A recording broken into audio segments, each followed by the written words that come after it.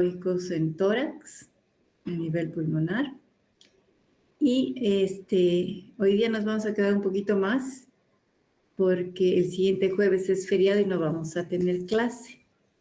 Entonces, acomódense, traigan sus mantitas, abríguense porque esta clase va a ser un poco más larga que lo habitual. Vamos a compartir, empezamos de una vez. Aquí, compartir.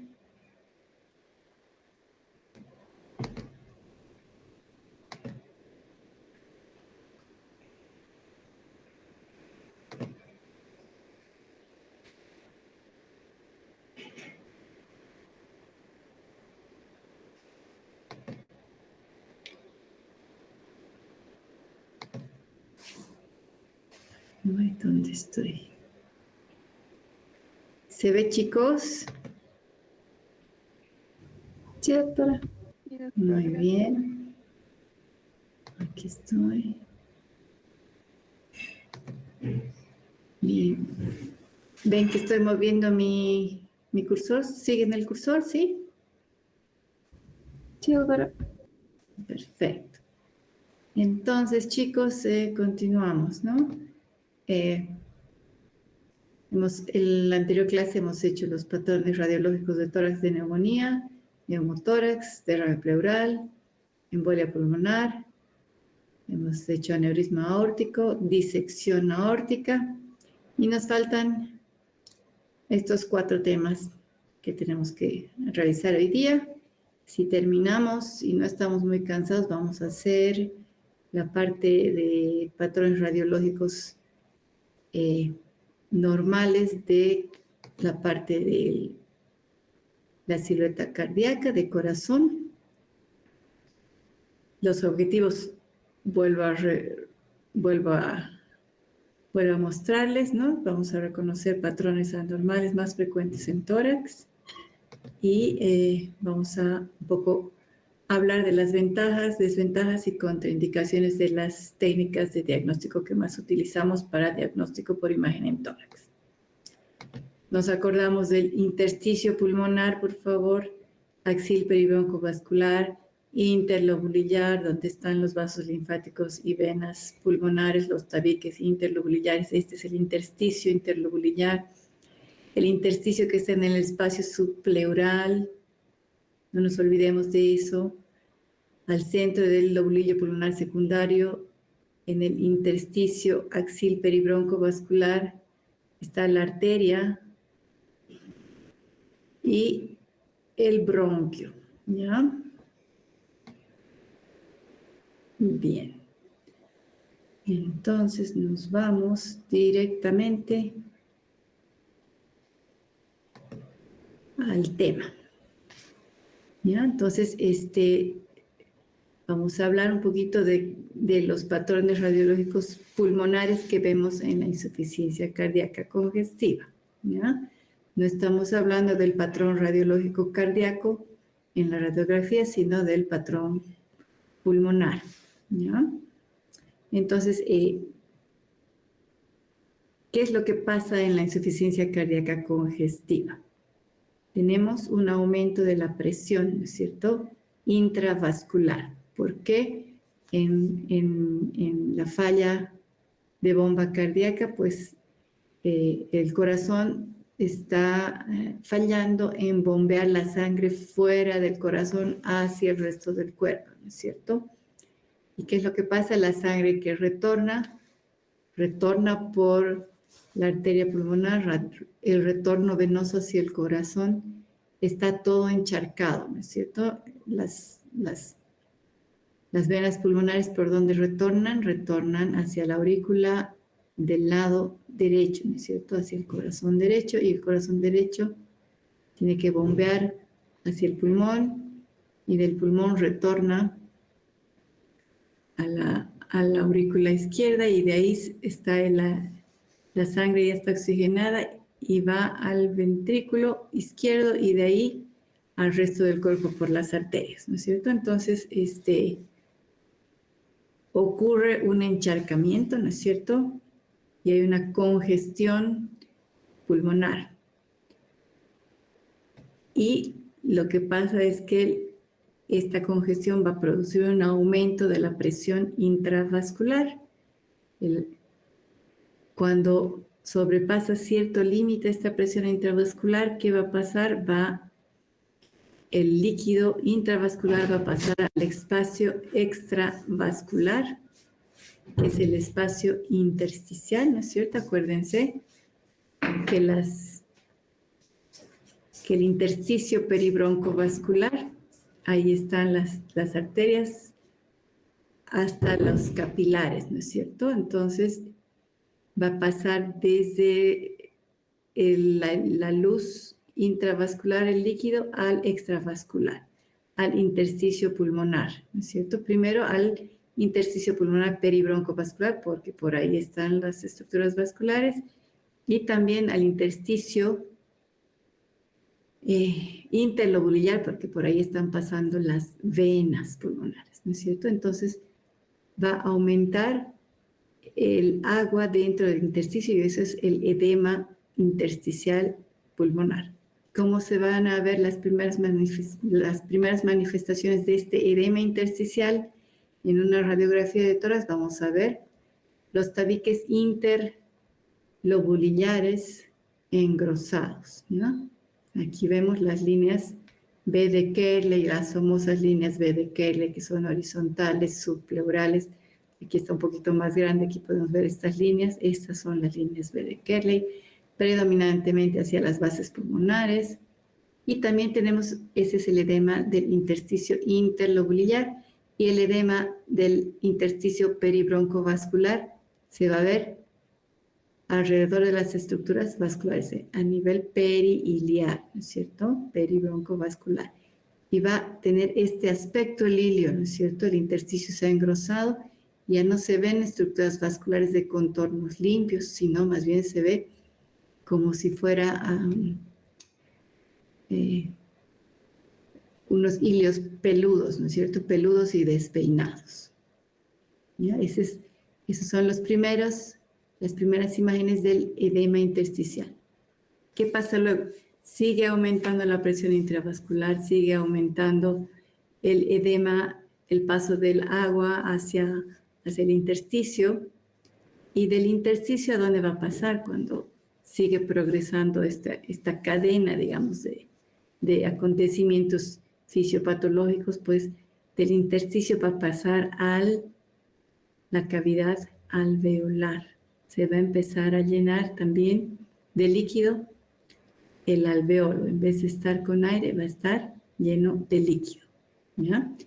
Y el patrón ya no van a ser líneas, ya no va a ser un patrón lineal, que ese es el patrón intersticial, sino que más bien van a ser áreas que van a empezar a tener aspecto condensante, ¿ya?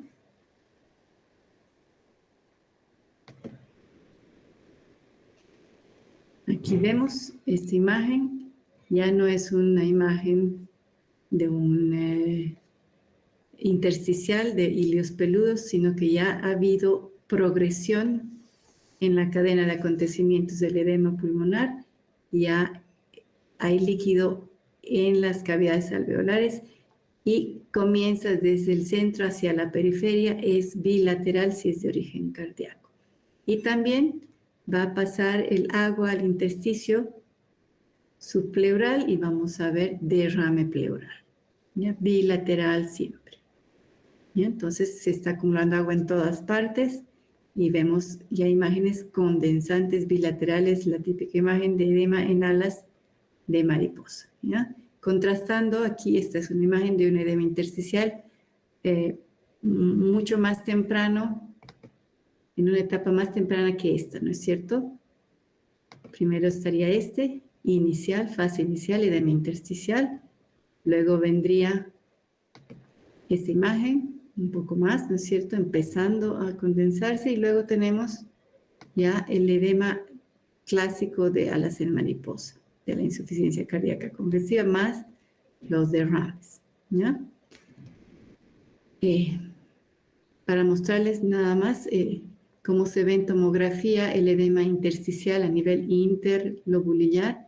Ven los tabiques deberían ser muy finitos y están engrosados en forma de losetas alrededor de la arteriola y el bronquio centrolobulares. Así se vería en tomografía estas imágenes de edema interlobular. Bien, ¿cómo se vería el edema alveolar en esta otra fase más avanzada? Se vería todo blanco. No se puede distinguir los tabiques ni el núcleo central arteriolar y bronquial. Bien. Otro patrón que es el opuesto. A mí me gusta mostrarles opuestos para que se les quede más en la memoria, es el enfisema pulmonar, al contrario de que el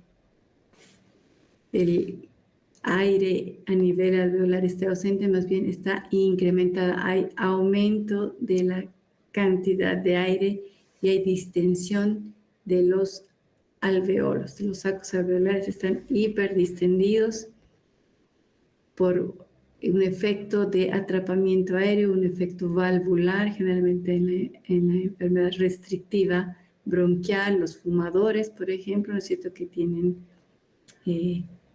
bronquitis crónica, entonces siempre tienen cierto grado de espasmo bronquial y no permite, eso hace un efecto de válvula que ingresa más aire y no sale todo el volumen que debería salir, y hay atrapamiento aéreo y se van hiperinsuflando los alveolos y se sigue desencadenando este fenómeno hasta que, pues, igual que cualquier globo, cuando se infla demasiado, se rompe, se revienta, y eso es lo que pasa en el enfisema pulmonar.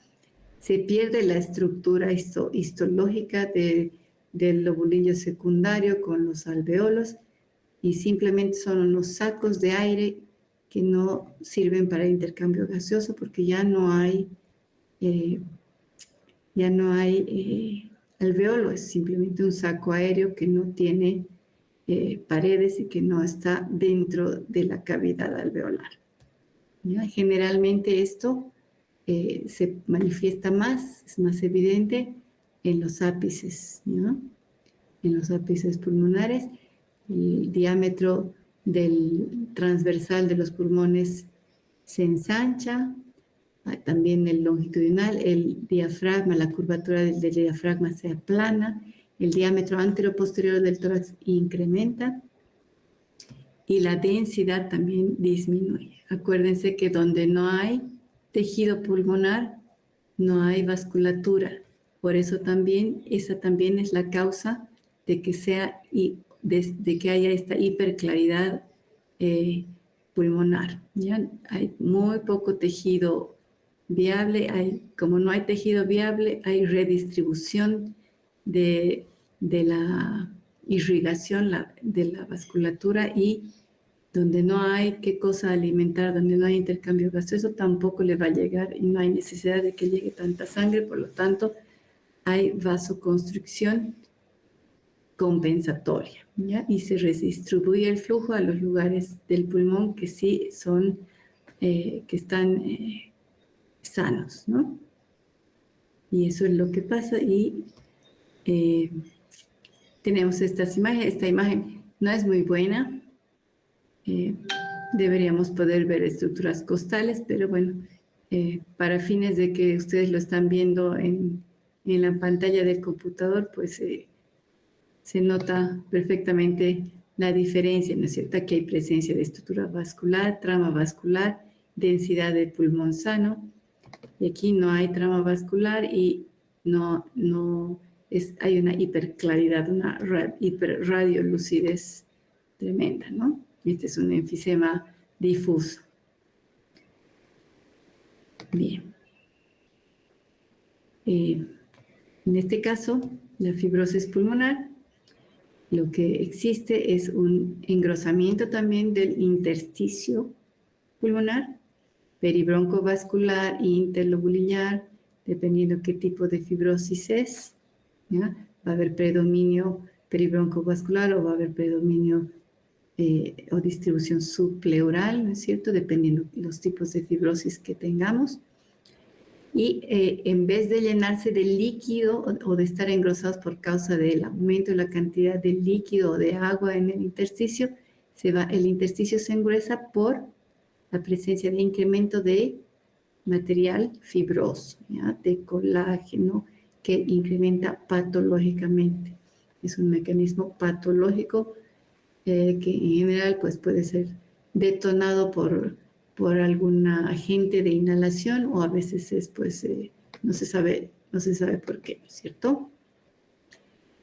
Primero va a empezar con incremento de la cantidad de tejido fibroso a nivel interlobular, subpleural, peribroncovascular y luego va a ir al intersticio intralobular a nivel del intersticio que está sosteniendo cada alveolo, alrededor de cada alveolo, ¿ya?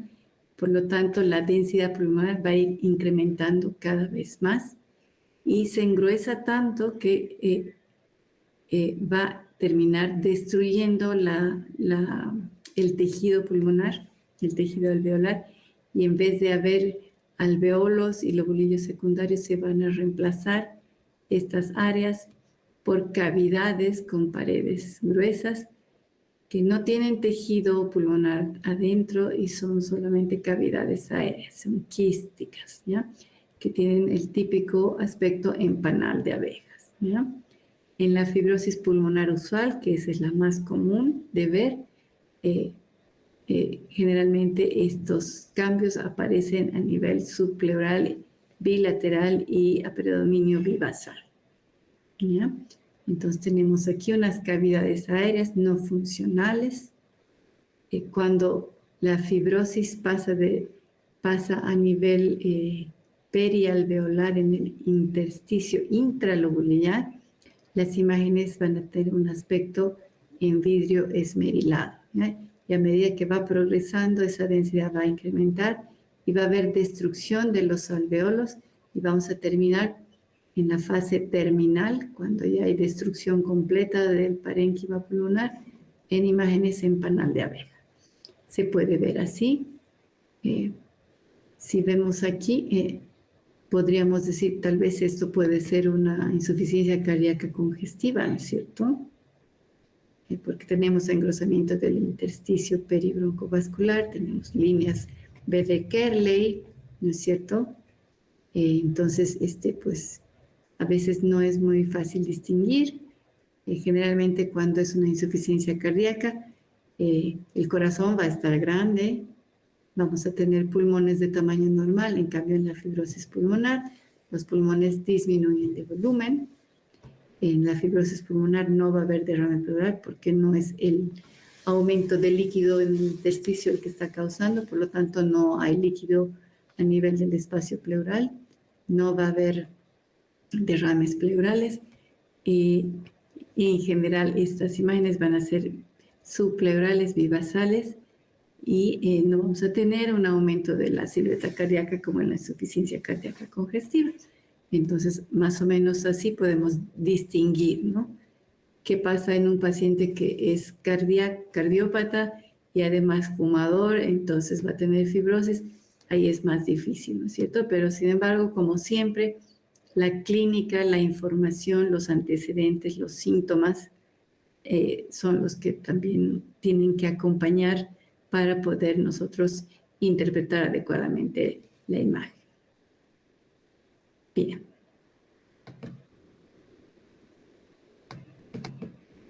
Tenemos esta otra imagen. Existen otras patologías que podemos tener. Aquí vemos imágenes también de un patrón pulmonar alterado. Vemos cavidades quísticas, pero que no tienen paredes gruesas, que están sustituyendo al parénquima pulmonar. Esto no es un enfisema, no hay tejido pulmonar aquí en estas cavidades aéreas, no es tejido funcional. Y esta es una tomografía de alta resolución y aquí tenemos el mismo tipo de patrón patológico, pero en una radiografía. Estas cavidades quísticas tienen paredes muy delgaditas y si son subpleurales y se rompen, pues pueden originar neumotórax. Generalmente esta patología se da en las mujeres, es la histiocytosis X, ¿ya? Este es el patrón pulmonar de la histiocytosis X, que es difuso y son cavidades quísticas aéreas de paredes finas. No confundir nunca con fibrosis. No es un patrón intersticial, definitivamente, y tenemos que aprender a distinguirlo. Patrón intersticial, y este es un patrón quístico, ¿ya? En la radiografía es mucho más difícil, por eso es tan importante cuando tenemos un patrón patológico pulmonar en rayos X, ayudarnos a definir mejor qué tipo de patrón es con la tomografía de alta resolución. Para este tipo de enfermedades pulmonares difusas, no hace falta poner contraste cuando nosotros pedimos la tomografía, simplemente imágenes de alta resolución. ¿Ya? En este caso también eventualmente a veces puede haber derrame pleural unilateral, a veces no hay derrame pleural, pero lo más frecuente es que se asocie mucho al neumotórax. Bien, existen otros patrones pulmonares patológicos también de carácter difuso o bilateral, pero no nos vamos a perder en toda la variedad de patrones que tenemos, sino en los más importantes, los más frecuentes y lo más importante. Vemos un patrón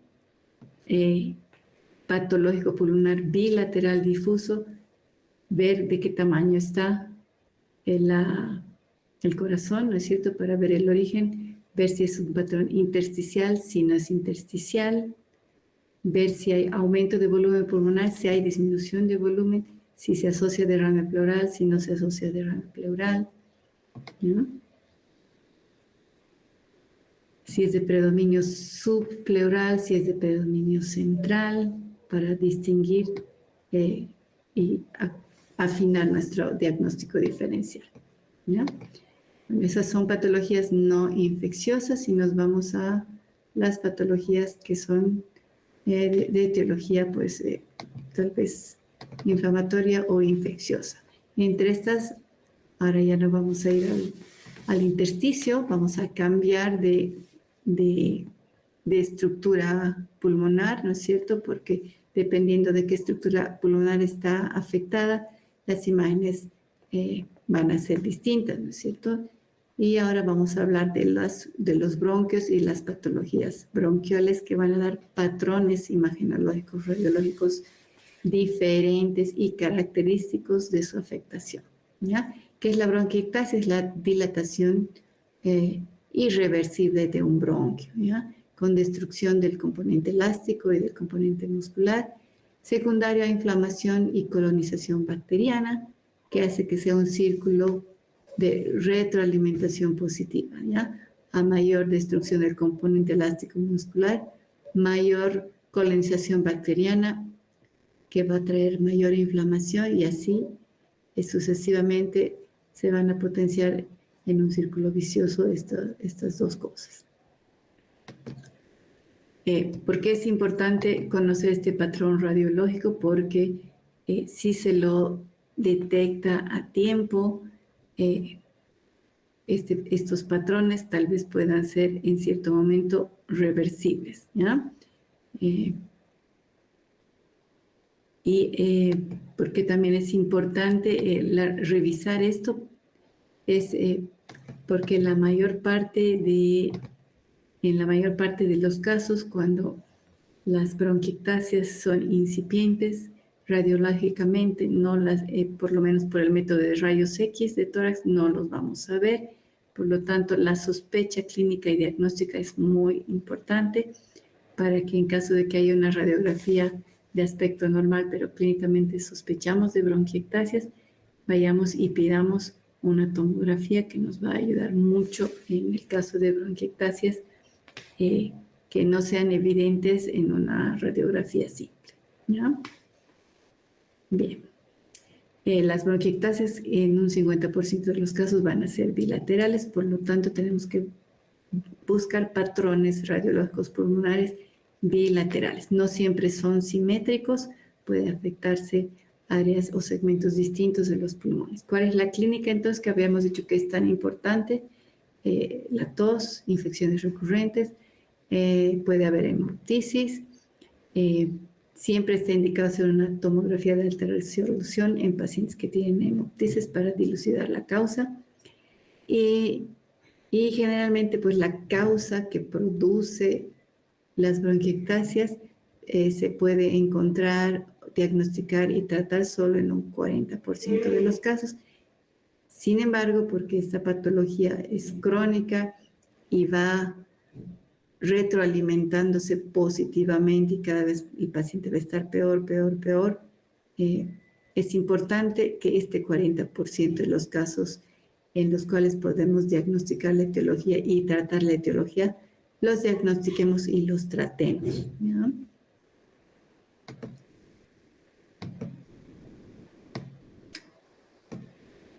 Entonces, la etiología en las bronquiectasias, pues, es por muchas causas, ya pueden ser de causa infecciosa, pueden ser por inmunodeficiencias, puede ser por síndromes aspirativos, enfermedades congénitas como la disquinesia ciliar, déficit de alfa-1 antitripsina, puede ser por enfermedad por hongos, ¿no es cierto? Defectos congénitos que puedan tener los pacientes o finalmente también a consecuencia de enfermedades del tejido conectivo que son bastante frecuentes. Pueden estar asociadas también a enfermedades inflamatorias del intestino como la colitis ulcerosa, el síndrome de Young y otros, ¿no? Más raros, pero pues toda esta lista hay que revisarla para poder tener un descarte, un diagnóstico diferencial y hacer unos exámenes de descarte para, en caso de que sea tratable las bronquiectasias, pues las tratemos, ¿ya? La sospecha clínica, como les he dicho, es muy importante y tenemos todos estos síntomas y signos, ¿no? Porque vamos a hacer las imágenes, pues ya les había dicho, ¿no es cierto? Cuando se diagnostican, cuando hay un diagnóstico precoz de una causa específica que puede tratarse, puede, por tanto, pues mejorar el pronóstico y la calidad de vida, porque nosotros vamos a atacar la causa y vamos a evitar que se siga perpetuando el círculo vicioso, ¿no? Las infecciones respiratorias pues son la etiología más frecuente cuando se diagnostican causas específicas. ¿Cómo se ve una radiografía en paciente sintomático? Pues la mayor parte de las veces vamos a verla completamente normal. No vamos a ver absolutamente ninguna cosa, pero nuestro paciente está asintomático, tose, se enferma a repetición, debemos sospechar y debemos descartar bronquiectasias. Aquí tenemos algunas imágenes cuando sí podemos por radiografía detectar las bronquiectasias, como las veríamos cuando son groseras, cuando están muy grandes, cuando son muy difusas, sí las vamos a ver, ¿no es cierto? Este es un paciente con una enfermedad avanzada. Las bronquiectasias pueden llegar a ser de gran tamaño, que pueden formar quistes, e incluso dentro de los quistes acumularse y verse niveles hidroaéreos por acumulación de líquido dentro de estas imágenes quísticas. Estas imágenes quísticas no son pulmonares, son de origen bronquial, por eso tiene esa distribución a nivel del sitio de proyección de los cilios pulmonares, ¿no? el mismo paciente, es una radiografía en proyección lateral, muchos más quistes, todos estos son a nivel bronquial, son dilataciones bronquiales. Ya hemos visto esta imagen en los patrones radiológicos normales. Aquí tenemos la imagen de un bronquio, de una broncografía normal, ¿ya? Y aquí tenemos los bronquios dilatados, ¿no? ¿Cómo hacemos entonces? Hemos hablado de enfermedades de patrones pulmonares, ¿no es cierto? Enfermedad originada en el intersticio pulmonar, enfermedad originada en los alveolos y enfermedad o patrones pulmonares difusos originados en los bronquios, ¿verdad? De distintas etiologías y la mayor parte de las enfermedades difusas de las que hemos estado hablando, pues se las va a estudiar con mucho mayor detalle y tenemos mucha mejor sensibilidad para detectarlas cuando están en fases tempranas con la tomografía de alta resolución. La radiografía en muchos casos cuando la enfermedad es incipiente o es inicial no nos va a mostrar ningún cambio, ninguna patología.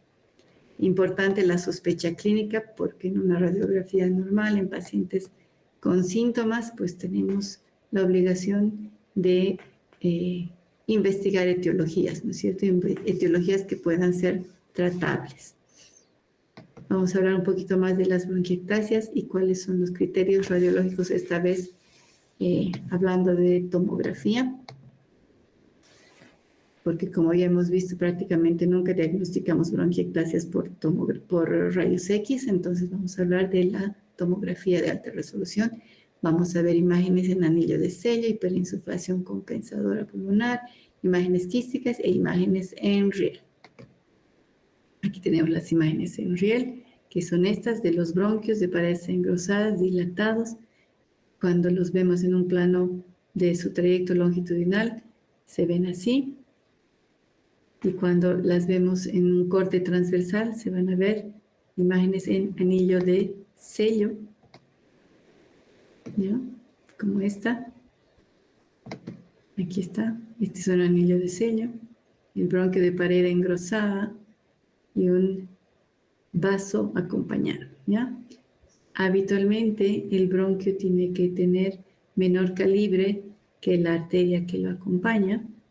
Y cuando esta relación se invierte, estamos hablando de un criterio de bronquiectasia, ¿ya? Aquí vemos las estructuras vasculares que siempre van a estar más pequeñitas que el bronquio que acompaña,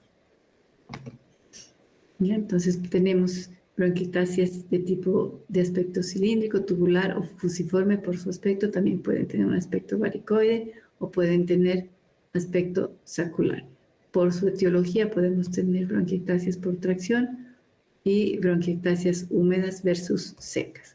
Las bronquiectasias por tracción se pueden ver acompañando a las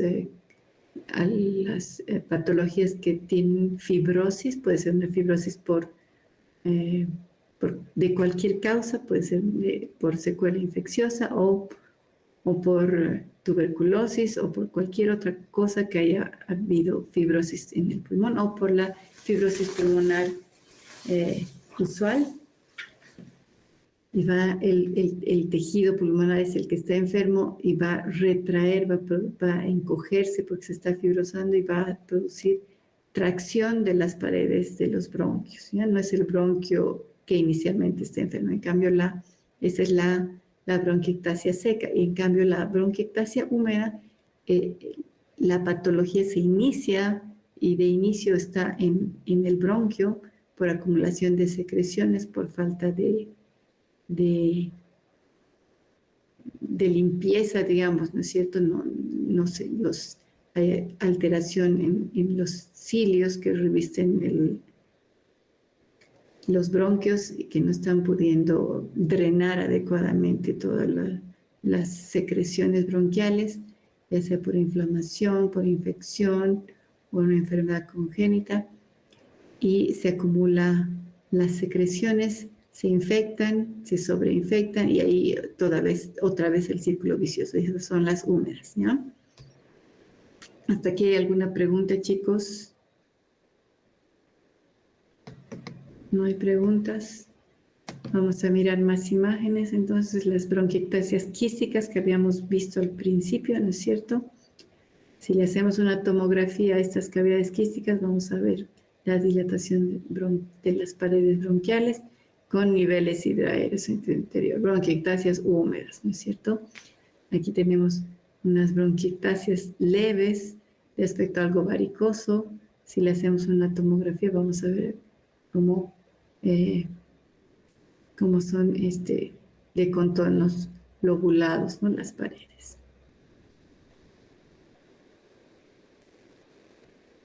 Y aquí tenemos bronquiectasias cilíndricas. Más imágenes, aquí vemos una imagen patológica, no sabemos exactamente si es un patrón intersticial, será un patrón bronquial, será un patrón alveolar. Tenemos distintas imágenes, áreas de condensación, imágenes de aspecto tal vez quístico, ¿no es cierto? Áreas condensantes, es un poco difícil, ¿no es cierto? La radiografía en muchos casos no nos da una respuesta definitiva, entonces tenemos que complementar con otro estudio que sí sea de mayor sensibilidad, de mayor detalle. Y aquí tenemos la imagen de los cambios que son de localización a nivel de las estructuras bronquiales, ¿no? Imágenes de anillo de sello, paredes engrosadas, bronquios aumentados de calibre, niveles hidroaéreos, ¿no es cierto? Obviamente, en la luz bronquial hay una sobreinfección cuando hay acumulación de líquido y eso va a ir hasta los bronquios más pequeñitos y vamos a ver también imágenes de bronquiolitis o árbol en brote, ¿ya? Patrón de aspecto de árbol en brote. Aquí tenemos otra imagen. Este paciente es este paciente es este otro paciente, por si acaso. Esta es la radiografía de este pacientito. No se ve gran cosa, ¿no? Vamos a poner más grande, a ver si logran ver ustedes alguna cosa ahí. No vemos mucho, ¿no es cierto? Impresiona, tal vez este pulmón está este campo pulmonar está un poco más pequeño, pero a lo mejor es por la rotación, no está completamente de frente el paciente, tal vez se ha movido o el técnico no era muy experto, ¿no ve? Tal vez el estudiante, el residente de radiología no ha sacado el experto, ¿no es cierto? Entonces pueden pasar muchas cosas técnicamente. Y vemos aquí imágenes de patrón patológico a nivel bronquial, ¿no es cierto? Imágenes de anillo de sello, aumento de calibre de los bronquios, engrosamiento de las paredes, distribución periliar, ¿no es cierto? Central. Y además con la connotación de que está en la base pulmonar del lado izquierdo. Y miren cómo aquí está esta parte, es el corazón, la parte del lado izquierdo del corazón que nos estaría tapando, ¿no es cierto? La densidad cardíaca nos tapa el poder visualizar esto en una radiografía. Todas estas imágenes patológicas están aquí atrás, escondidas detrás del corazón o detrás del área en el receso costofrénico posterior, ¿no es cierto? Entonces, a veces no las vamos a ver porque están ubicadas en este lugar. Y es muy típico de las bronquiectasias aparecer aquí, porque si pensamos en la fisiopatología que hay acumulación de líquido, ¿no es cierto? Hay una infección y acumulación de líquido que no se puede drenar fácilmente, pues por gravedad siempre va a estar en bases pulmonares, por lo tanto es bastante habitual que pasen desapercibidas por la superposición que existe con el método de rayos X. Entonces, importante la sospecha clínica, importante el estudio complementario de mayor sensibilidad, que es la tomografía de alta resolución, ¿no? Tenemos otros métodos de explorar también los bronquios, ¿no es cierto? Es la broncoscopía virtual, se hace con tomografía, se reconstruyen imágenes 3D, que vamos a ir y vamos a poder navegar igual que en una broncoscopía convencional, en la cual se mete un tubo. En la tomografía no colocamos ningún tubo, no invadimos al paciente, simplemente hacemos un barrido común y corriente como este, y tenemos programas informáticos que nos van a hacer una reconstrucción de esta manera y podemos navegar virtualmente por la luz de los bronquios, ¿ya? Pacientes que tal vez no van a tolerar un estudio más invasivo. La única desventaja de la broncoscopía virtual es que pues no podemos tomar muestras ni de las secreciones ni de las lesiones que vayamos a encontrar. En cambio, una broncoscopía convencional sí es capaz de tomar muestras tanto de las secreciones como de lesiones sospechosas que se vayan a encontrar. Y al mismo tiempo también puede ser terapéutica, puede instilar algún tipo de medicamento o antibiótico, ¿no? Acuérdense que cuando las tratamos y las detectamos en forma temprana, las bronquiectasias sí pueden ser reversibles, ¿ya? Las infecciones pulmonares agudas pueden asociarse a bronquiectasias, ¿ya? Que van a revertir si es que el paciente se trata de manera adecuada, pues pueden revertir pasados algunos meses. Por lo tanto, cuando detectamos en un paciente bronquiectasias y el paciente tiene antecedente de haber tenido una infección pulmonar demostrada, ¿no es cierto?, que haya sido una causa infecciosa, pues debemos hacerle un control a los 4 a 6 meses antes de pensar que pueden ser definitivas esas bronquiectasias, si es que ya hemos tratado, obviamente, la etiología infecciosa, ¿no?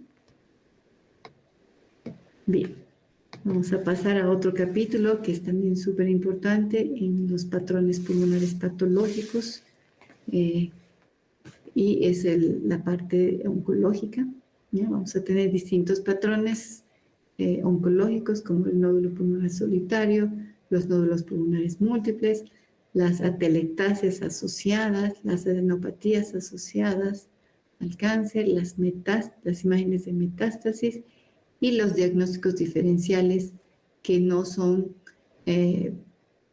lesiones que no son cáncer, pero que pueden simular o parecer o estar dentro del diagnóstico diferencial por imagen de un cáncer pulmonar, ¿ya?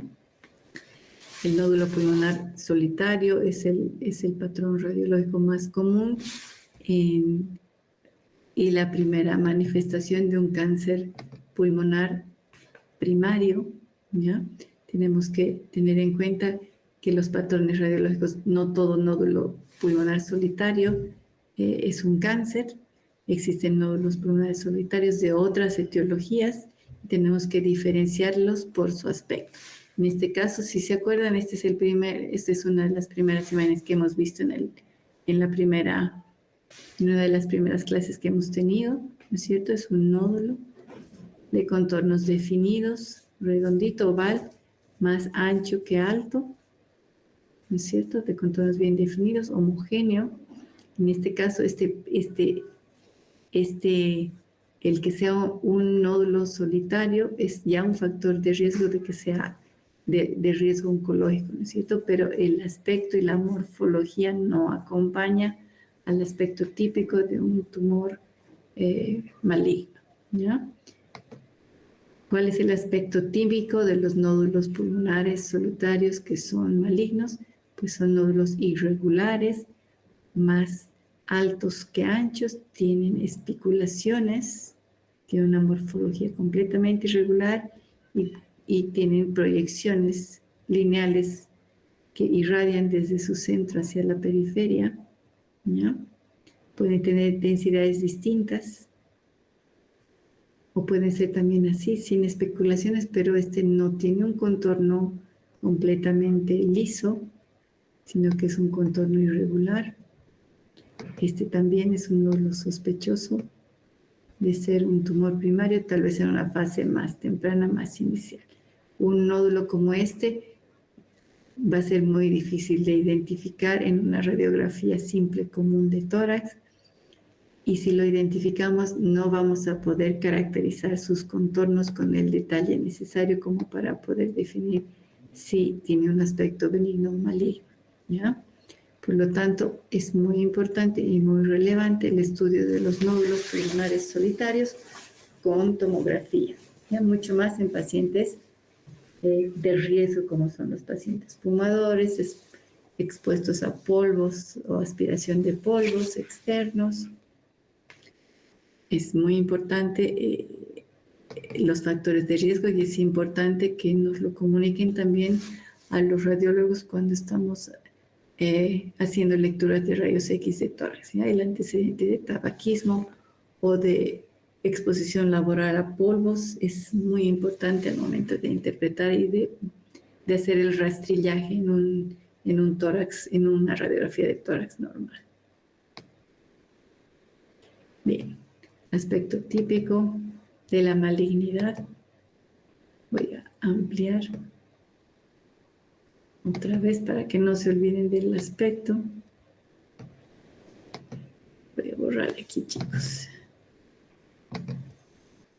Puede haber pequeñas calcificaciones. Acuérdense de las especulaciones, los contornos irregulares mal definidos, ¿no?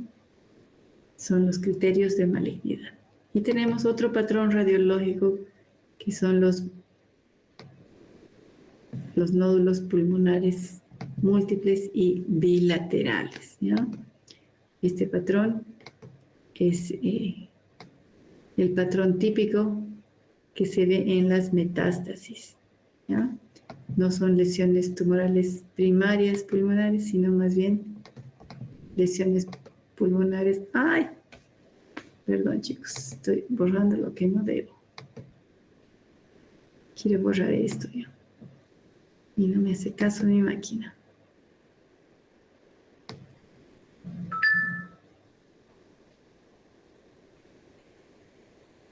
Ahí. Bien. Entonces los nódulos van a ser radiopacos, múltiples, bilaterales, de distribución en cualquier lugar. Van a ser radiopacos. Generalmente tienen contornos bien definidos, ¿los ven? O a veces pueden ser mal definidos, pero generalmente se pueden ver de contornos bien definidos. Y el paciente pues generalmente va a tener antecedente oncológico en algún primario en algún lugar. Ya este es el típico aspecto de metástasis pulmonares por diseminación por vía hematógena, ¿ya? ¿Cómo sería el aspecto de las metástasis pulmonares por diseminación por vía linfática? ¿Alguien me podría decir qué tipo de patrón nosotros veríamos?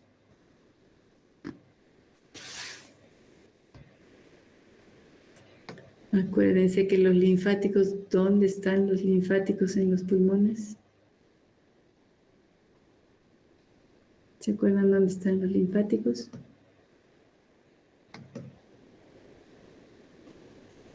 Están en el intersticio, ¿no es cierto? Interlobular. Por lo tanto, el patrón de diseminación metastásica por vía linfática en el pulmón va a ser un patrón intersticial, engrosamiento de los tabiques interlobulares, igualito que en una fibrosis o igualito que en una edema pulmonar. Ya lo que cambia en este patrón es la clínica del paciente, el antecedente del paciente.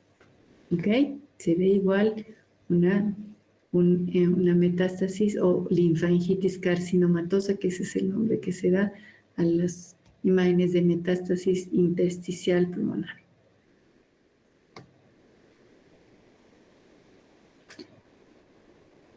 Bien, volvemos a nuestras imágenes. Entonces tenemos dos patrones, ¿no es cierto?, metastásicos pulmonares. Uno es el intersticial, que es menos frecuente, pero sí puede verse. Y otro es el por vía hematógena. ¿Qué otros patrones radiológicos podemos ver asociados al cáncer pulmonar primario? Podemos ver las atelectasias, ¿ya? ¿Qué pasa con un cáncer? Un cáncer que está invadiendo el bronquio. Ven aquí estos nódulos terminan creciendo y tapan el bronquio. Y cuando no llega el aire al pulmón porque el bronquio está obstruido, ¿qué es lo que pasa? los alvéolos se colapsan y producen una atelectasia. ¿No es cierto? Una atelectasia causada por una obstrucción bronquial mecánica de tipo proliferativo, ¿no es cierto?, de tipo tumoral. Y a veces el único signo que nosotros vemos en una radiografía de tórax va a ser un signo de atelectasia, ¿ya? ¿Por qué se llama posobstructiva? Por el origen o por la etiología, por una obstrucción del bronquio, una obstrucción maligna, ¿ya? Cuando hay una atelectasia o a veces también hacia distal se acumulan secreciones que no pueden drenarse porque está obstruido el bronquio, se acumulan secreciones, se infecta y hay una neumonía. Y a eso se le llama patrón de neumonía posobstructiva.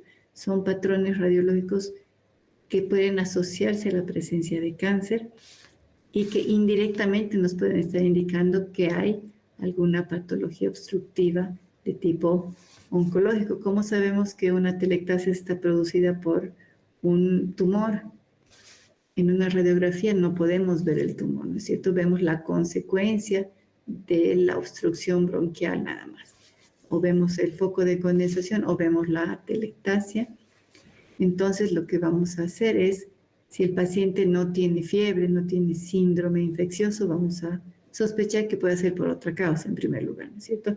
Y si el paciente sí tiene fiebre, sí tiene tos, y vemos este patrón, nosotros tenemos que obligatoriamente, y es por eso que siempre cuando hay un foco de condensación o una atelectasia, vamos a pedir un control, porque si solamente está causado por un germen infeccioso o por una inflamación, el patrón de atelectasia o de neumonía se va a resolver cuando se resuelva la enfermedad, la infección. Y si es un patrón originado por alguna causa tumoral, la infección se resuelve, pero va a persistir el patrón de condensación o va a persistir el patrón de atelectasia. Bien, entonces, por eso es importante controlar las neumonías, controlar las atelectasias con imágenes para ver que se hayan resuelto por completo en pacientes que tengan riesgo, especialmente. Bien, aquí tenemos otra imagen que puede ser también un patrón tumoral. Vemos aquí una masa con un nivel hidroaéreo, ¿no es cierto? Acuérdense que los tumores pueden producir neumonía, pueden producir atelectasia, se sobreinfecta la atelectasia y se produce un absceso, ¿no es cierto? Los tumores también, por crecimiento rápido y no de manera secundaria, pueden necrosarse, comunicarse con la vía aérea y formar niveles hidroaéreos como este, ¿ya? O sea que esta imagen puede ser un patrón tumoral primario con cavitación o puede ser también un absceso de origen infeccioso. O sea, los patrones de imagen pueden ser muy similares y la clínica es lo que nos va a orientar y la información de los antecedentes del paciente nos va a orientar a inclinarnos por un diagnóstico o por otro diagnóstico, ¿no? Entonces, el cáncer pulmonar se puede presentar de distintos aspectos dependiendo cuán avanzado esté. Aquí tenemos patrones pulmonares que están, cuya etiología es infecciosa. La etiología es la tuberculosis. La tuberculosis es uno de los grandes simuladores de cualquier enfermedad, ¿ya? Los linfomas, la tuberculosis, la sarcoidosis y la amiloidosis son los grandes simuladores de cualquier enfermedad. Pueden presentarse de múltiples maneras, pueden estar en cualquier lugar del cuerpo. Por lo tanto, cuando uno no tenga un problema de un caso clínico que no se puede resolver, hay que pensar en esas 4 cosas y descartarlas, ¿no? La tuberculosis sabemos que es de muy difícil diagnóstico, ¿no es cierto? Porque hay que hacer las tinciones especiales, tenemos que tener la sospecha para poder pedir la tinción especial en el aspirado bronquial, si no, no lo vamos a diagnosticar nunca. Así que es importante tenerlo en cuenta cuando vemos patrones sospechosos, incluso aunque sean oncológicos, también una de las alternativas diagnósticas puede ser que sea una tuberculosis, ¿no?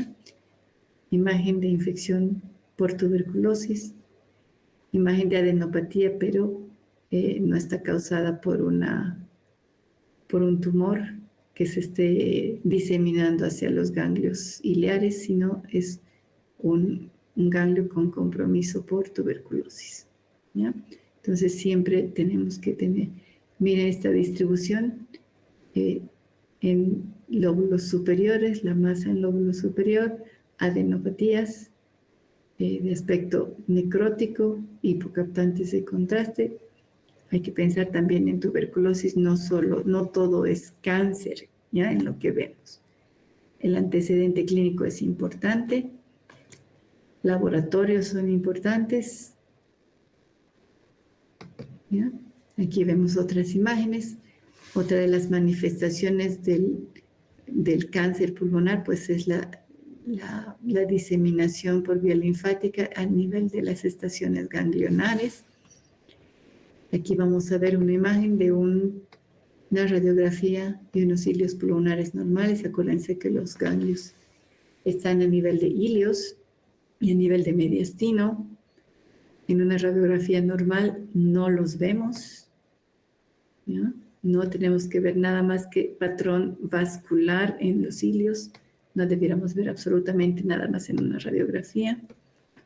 En cambio, aquí vemos imágenes que no son de patrón vascular, son imágenes nodulares de contornos convexos, aumentadas de tamaño, aumentadas de densidad, bilaterales. Aquí tenemos un tamaño mucho mayor.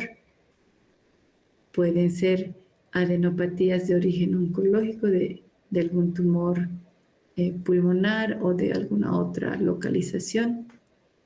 O también son muy típicas estas imágenes en la sarcoidosis y en la tuberculosis. No son tan típicas, pero también hay que pensar en ese diagnóstico. Se le hace una tomografía para confirmar de dónde está viniendo estas imágenes, si están en los cilios, si están en los pulmones, si están en los bronquios, y vemos que los bronquios están bien ventilados, están normales, y son los ganglios que están alterados, aumentados de tamaño, hipocaptantes de contraste, de aspecto necrótico.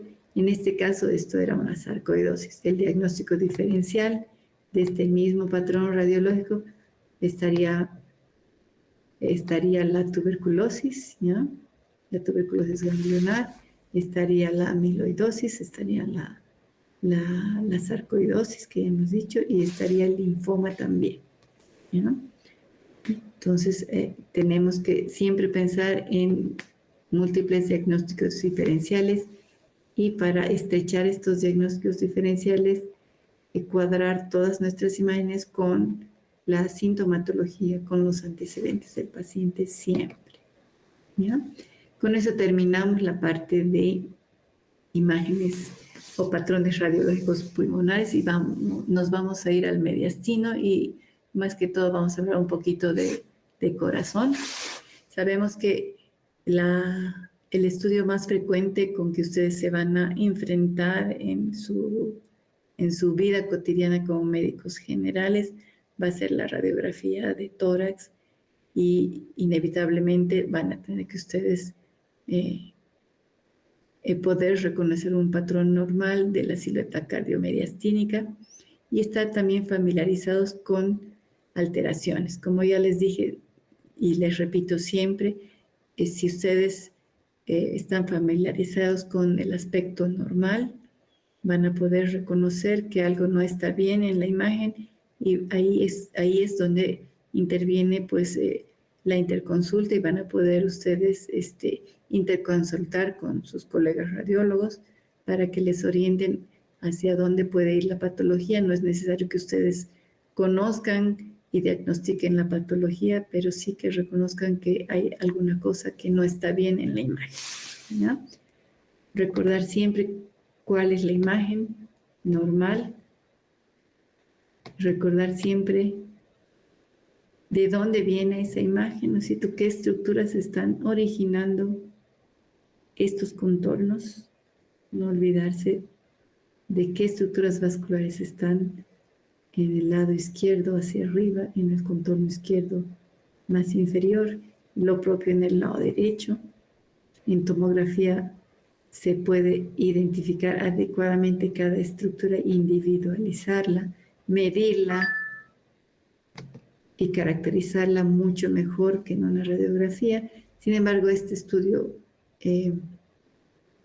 no es el primer estudio que se pide en patología cardíaca.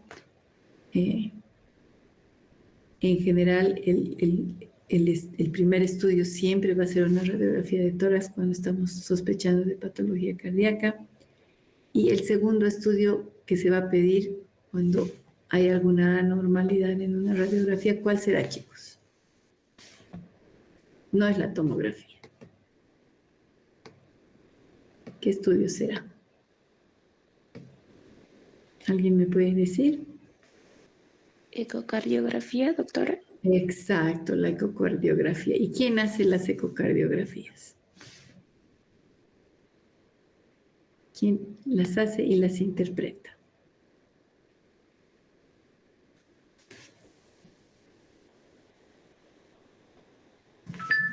El cardiólogo que tiene una subespecialidad en ecocardiografía, ¿ya? No es el radiólogo. Es una subespecialidad de la cardiología, la ecocardiografía. Por lo tanto, nosotros no llegamos a interpretar ni a hacer las ecocardios, ¿ya? Sin embargo, tenemos que nosotros orientar, ¿no es cierto?, en la interpretación de una imagen básica que nos sugiera patología cardíaca y orientar cuando tenemos que solicitar una ecocardio, ¿no es cierto? Entonces, nuevamente vamos a tener que reconocer patrones normales primero para poder solicitar el estudio siguiente para poder caracterizar mejor la patología que estamos sospechando, ¿no?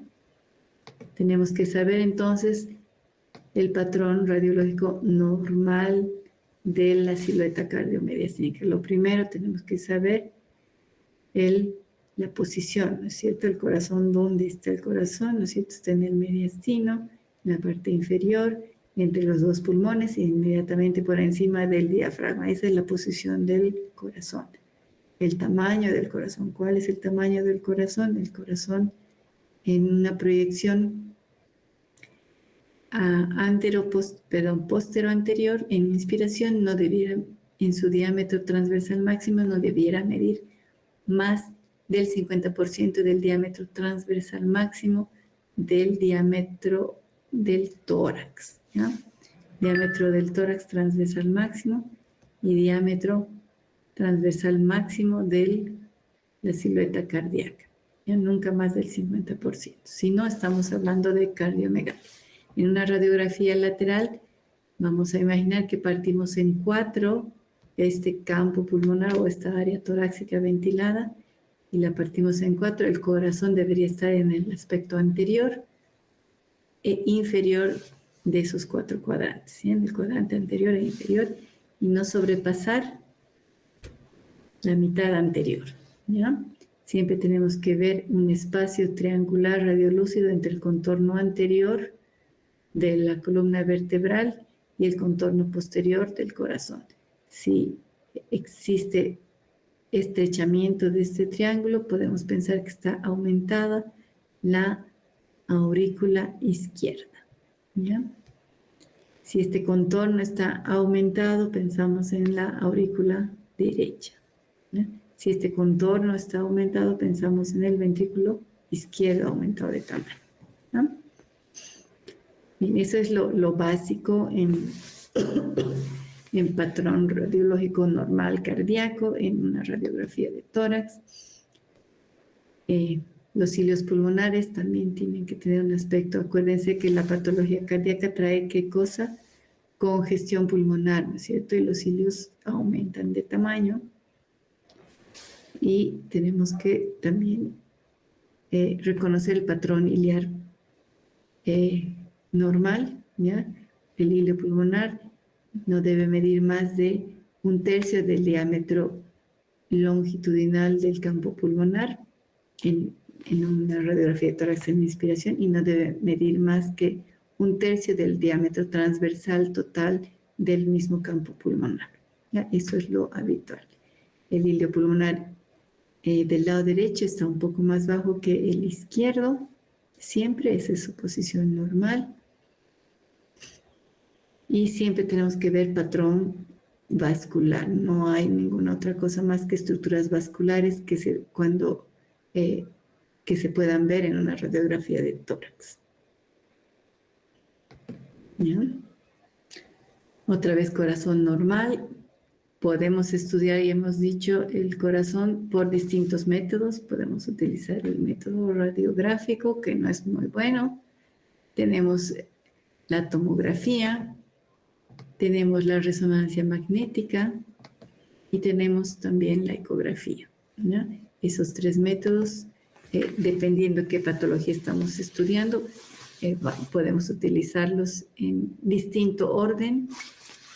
En general, siempre antes de nada vamos a pedir una ecografía para la mayor parte de las patologías cardíacas, luego de una radiografía. Y para cosas algo más específicas, pues vamos a pedir como procesos tumorales o alguna medición más exacta que queramos. Podemos pedir tomografías o resonancia magnética de corazón, ¿ya? Aquí tenemos cortes en plano axial del corazón, es un corte de ecografía en 4 cámaras. Vemos tabique interventricular, tabique interauricular y las válvulas mitral y la válvula auriculoventricular derecha, ¿no? En ecografía se hacen distintos cortes, en corte sagital longitudinal, corte transversal. Existen distintas imágenes claves que uno tiene que mostrar, básicas que uno tiene que hacer en el corazón para estudiar su anatomía normal y para detectar patología. Lo propio se hace en tomografía, lo propio lo hacemos en resonancia magnética. En nuestro medio podemos hacer tomografías de corazón en los equipos que están disponibles en el medio en Cochabamba, sí se puede hacer. Todavía en nuestro medio no hay equipos que puedan hacer resonancia de corazón porque se necesita programas informáticos especiales para poder hacer este tipo de adquisiciones en tiempo real, que son como cine, y todavía no están disponibles en los resonadores que tenemos en nuestro medio, ¿ya? Bien. Tenemos también otro tipo de imágenes que no van a ser las normales, ¿ya? Como en el caso de la insuficiencia cardíaca congestiva que ya hemos hablado, ¿no es cierto? Vamos a tener corazón grande y patrón de edema pulmonar intersticial, ¿no es cierto? En fase precoz, fase un poco más avanzada y en alas de mariposa, una insuficiencia cardíaca congestiva que está muy avanzada, ¿no? Siempre para poder hablar de insuficiencia cardíaca, siempre tenemos que hablar de un corazón aumentado de tamaño, de un índice cardiotorácico aumentado de tamaño, ¿ya? Bien. En nuestro medio, el mal de Chagas es algo bastante frecuente. Aquí tenemos la miocardiopatía dilatada.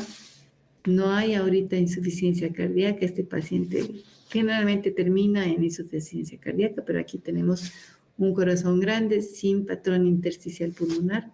Por lo tanto, esto es una miocardiopatía dilatada, ¿no? A diferencia de un patrón de insuficiencia cardíaca que también puede estar solo por una patología cardíaca de otro origen, pero también puede ser chagásico, ¿no? Tenemos también imágenes de un corazón aumentado o una silueta cardiomediastínica aumentada de tamaño, pero en este caso es por un derrame pericárdico que puede producir también un aumento del tamaño de la silueta cardíaca. Sin embargo, la morfología y el contorno de la silueta va a ser distinto. Aquí vamos a ver una imagen en tienda de campaña va a haber borramiento de todas las curvaturas normales que tiene la silueta cardiomediastina, que va a ser una carpita porque está el pericardio lleno de líquido. ¿Ya? Aquí vemos una tomografía, el desdoblamiento de las hojas visceral de la parietal del pericardio y aquí tenemos líquido. Las hojas, tanto parietal como visceral, están engrosadas, normalmente son mucho más finitas. ¿Lo ven, chicos? A veces pienso que mis imágenes están muy pequeñitas y tal vez es porque yo uso lentes, pero ustedes deben estar con sus ojos completamente saludables, así que seguramente ven mejor que yo. Tenemos otra imagen de derrame pericárdico. Corazón aumentado de tamaño, pero de causa no cardíaca, sino más bien por patología pericárdica.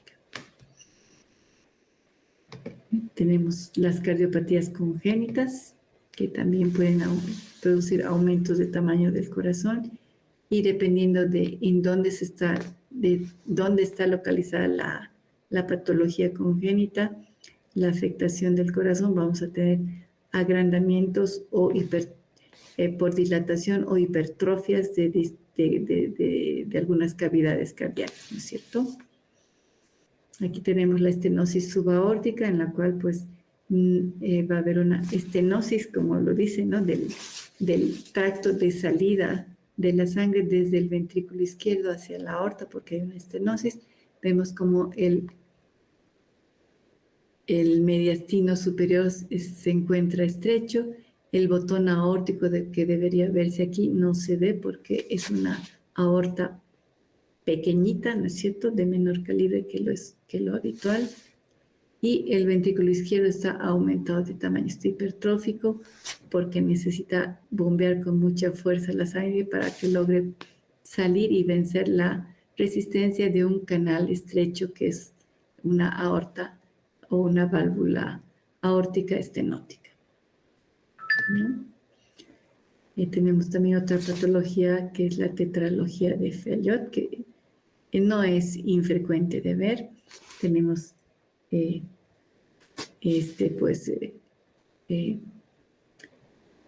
una aorta cabalgante, ¿no es cierto? Vamos a ver una intercomunicación entre el corazón izquierdo y el derecho, ¿no es cierto? Una comunicación interventricular. Vamos a tener un ventrículo derecho hipertrófico. Vamos a tener una dilatación de la aurícula. Y esto se traduce en una imagen radiológica de un corazón en forma de bota, ¿ya? De botita o de los polquitos de bebé, ¿ya? El diámetro del mediastino superior va a estar ensanchado y la punta del corazón va a estar elevada. Acuérdense que la patología no está en el ventrículo izquierdo, sino en el ventrículo derecho, que está aumentado de tamaño y levanta la punta del ventrículo izquierdo, ¿ya? No está colgando. Cuando el ventrículo izquierdo es el que está causando el agrandamiento, la punta del corazón más bien se va hacia abajo, ¿ya? Y en la tetralogía de Fallot, me olvidé decir, tenemos una estenosis, ¿no es cierto?, de la salida de la arteria pulmonar. Esas son las 4 malformaciones que tenemos, tanto vasculares como cardíacas, en la tetralogía de Fallot. Bien. Coartación aórtica, que es algo bastante frecuente de ver. Vamos a tener una estenosis focal, generalmente distal al origen de la subclavia izquierda en la aorta, que puede ser de distintos grados, ¿no es cierto? En este caso, igual, el ventrículo izquierdo se hipertrofia. ¿Por qué? Porque va a tener que bombear con mucha fuerza el corazón a través de un canal estrecho. La aurícula izquierda también va a aumentar por la presión retrógrada. Y vamos a tener imágenes de un corazón izquierdo grande, un ventrículo izquierdo grande y una punta hacia abajo, ¿no? Como hay una estenosis de la aorta, el botón aórtico no va a verse y el diámetro del mediastino superior también va a estar estrecho. Típicamente se describe que deberíamos ver el signo del 3 invertido en el contorno izquierdo de la silueta cardiomediastínica. En general, yo jamás he logrado encontrar eso en pacientes que tienen una coartación aórtica demostrada, pero siempre hay que buscar, ¿no? Especialmente en los pacientes pediátricos, todas estas imágenes tenemos que tratar de buscarlas y encontrarlas. A veces no se ven, ¿no es cierto? Igual que las bronquiectasias no se ven, pero tenemos la clínica. Y el siguiente paso, pues, es un ecocardio, ¿no es cierto? Si tenemos un paciente con cianosis, corazón grande, dificultad respiratoria, tenemos que pensar en cardiopatías congénitas, ¿no? La coartación aórtica, ¿cuál es el estudio indicado para evaluación de la coartación aórtica? Aquí está el signo de 3, pero este conseguí de una revista, yo nunca he visto un signo del 3 invertido. Se supone que es el 3 así. Ya no lo veo, debería aquí estar, no debería haber esta incisura en este contorno, pero aquí está. Y se supone que representa esta incisura, aunque a mí no me parece. Pero bueno, en todo caso aquí está la estenosis de la aorta, hay una dilatación postestenótica. Y esta es una imagen de reconstrucción de tomografía. Esta es una 2D, esta es una 3D. Nosotros sí informamos estas, tenemos que ser muy detallistas en la descripción, medimos todos los segmentos de la aorta, la longitud de la estenosis, el calibre de la estenosis, el calibre de la aorta preestenótica y postestenótica, porque los médicos tienen que planificar la cirugía para poder corregir este defecto. A veces van a poner una prótesis, otras veces no van a hacer prótesis, muchas técnicas hay distintas dependiendo del tipo de estenosis y el calibre de la estenosis y la longitud de la estenosis que exista, ¿no? Bien, no solamente existen malformaciones en el mediastino que pueden determinar alteraciones en el aspecto de la radiografía de tórax. No solamente existen alteraciones pulmonares o iliares que pueden producir patrones radiológicos patológicos en una radiografía de tórax, sino también tenemos que pensar que pueden existir alteraciones en la caja torácica que pueden producir alteraciones en la imagen que nosotros vemos. En este caso, esta es una malformación congénita del desarrollo. Este es un pecten excavatum. Los cartílagos costales por algún motivo tienen una displasia y el esternón no se proyecta hacia adelante, sino más bien se proyecta hacia atrás y comprime en algunos casos el corazón, o a veces está tan desplazado hacia posterior el esternón que desplaza el corazón hacia lateral, ¿no? Aquí vemos un corazón completamente desplazado. Lo estudiamos también con tomografía para planificación quirúrgica y reparación de esto, porque muchas veces les causa dificultad en la expansión del corazón. Al contrario, esta otra malformación, el pecten carinatum, que si nosotros vemos una radiografía en proyección AP, no vamos a notar absolutamente nada y solamente la proyección lateral es la que nos va a dar la imagen diagnóstica, ¿no es cierto? Los radiólogos no tomamos las radiografías, lo hace el técnico, por lo tanto el técnico es el que nos tiene que anotar las cosas que pueda ver en el examen físico del paciente. Y es muy importante que nosotros los radiólogos cuando trabajamos con nuestro técnico los entrenemos y les enseñemos a tomar los datos clínicos más relevantes que puedan servir a nosotros en la interpretación, ¿no? Otras alteraciones que pueden determinar imágenes patológicas en la imagen de una radiografía de tórax son las alteraciones en la columna. Esta es una escoliosis, importante, una rotoesclerosis importante, el corazón está en otro lado, la columna en otro lado, los campos pulmonares están completamente alterados en su configuración y solamente es a causa de la columna, ¿ya? No existe ninguna patología cardíaca, ninguna patología pulmonar, es solamente una malformación ósea.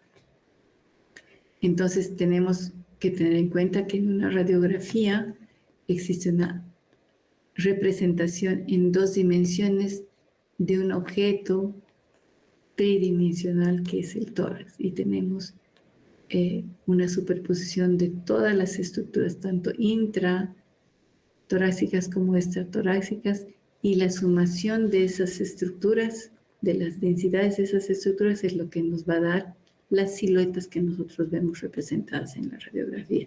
Por eso es muy importante la proyección lateral. Cuando pidan una radiografía, si quieren tener un examen completo radiológico del tórax, es indispensable pedir la proyección lateral, porque si no, muchas cosas se nos pueden pasar inadvertidas. ¿Ya? Eso es importante. Tenemos aquí un resumen de los métodos diagnósticos que tenemos por imagen que tenemos para nosotros investigar patología torácica. Cada uno tiene sus indicaciones, cada uno tiene sus ventajas, sus desventajas. Hemos hecho como un vuelo de todas ellas. Importante, y vuelvo a repetir, es el patrón que ustedes reconozcan, el patrón radiológico normal, ¿ya? Eso es lo más relevante para ustedes, reconocer patrones radiológicos, ¿ya? Patrón radiológico normal de la silueta cardíaca, patrón radiológico normal de los cilios pulmonares, patrón radiológico normal de los campos pulmonares, ¿ya? Luego tenemos los patrones alveolares, patrones intersticiales, patrones vasculares, patrones bronquiales, ¿no? Y de ahí vamos a ir haciendo nuestros diagnósticos diferenciales junto con la información clínica y el examen físico. Con eso hemos terminado este módulo, el módulo que es de tórax. Si hay alguna pregunta, alguna duda, chicos. Con eso terminamos.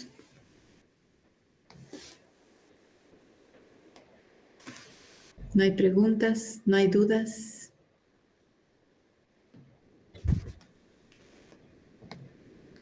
Alguno de sus compañeros me preguntaba qué temas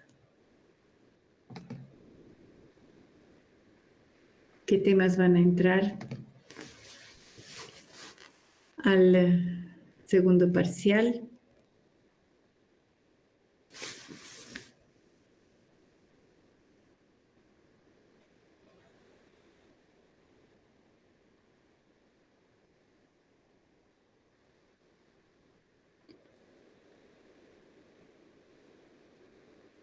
Nadie tiene dudas, nadie quiere preguntar. Bueno, chicos, con eso terminamos la clase. Que les vaya bien. Espero que les haya servido. Gracias, doctor Itzá. Nos vemos el lunes. Nos vemos el subsiguiente jueves. ¿Ya? Hasta luego. Hasta luego, doctora. Gracias. Gracias, doctor.